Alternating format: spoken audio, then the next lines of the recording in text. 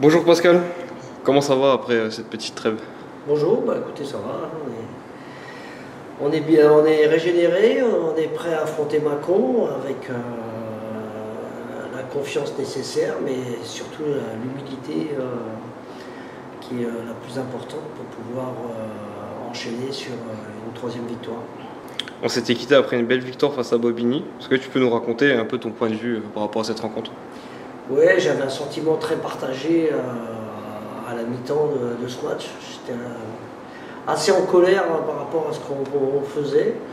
Et la réaction des joueurs a été au top sur ce match-là, puisque c'est la première fois de la saison qu'on revient non seulement de faux scores, et en plus on passe devant et on réussit à enchaîner et à gagner ce match 4-2 contre une équipe vraiment solide. Donc ça nous permet d'espérer de meilleurs lendemains. Les entrants ont été déterminants face à Besançon, plutôt en jambes face à Bobigny. Ça doit être une satisfaction de sentir que tout le monde est concerné. C'est surtout ça, les choses se sont mises en place, les joueurs se sont donné des engagements les uns envers les autres, donc ça doit se montrer sur le terrain et c'est ce qui se passe actuellement depuis 2 matchs et il faut que ça perdure pendant 6 encore, donc à nous de faire ce qu'il faut demain à Mâcon. Justement, vous avez eu un peu moins de 2 semaines pour préparer cette rencontre. Comment ça s'est goupillé ces 2 semaines? D'un côté, j'aurais bien enchaîné tout de suite, mais voilà, le calendrier est fait différemment, donc ça a permis, comme je l'ai dit, de se régénérer, de repartir un peu avec beaucoup plus de fraîcheur, et puis de faire attention aussi de ne pas se blesser et de concerner tout le monde. Donc on va dire de bonnes semaines d'entraînement. Voilà, j'espère surtout que ça va se conclure par un gros résultat.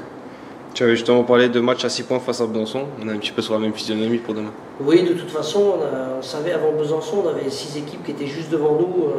Donc il faut prendre des points là contre ces équipes-là. Donc effectivement, c'est encore un match contre Mâcon, un match hyper important. Donc on va enchaîner derrière contre Agno aussi à domicile. Donc voilà, on va prendre ce match-là par le bon bout en mettant tous les ingrédients pour pouvoir faire une bonne recette et sortir avec la cerise sur le gâteau.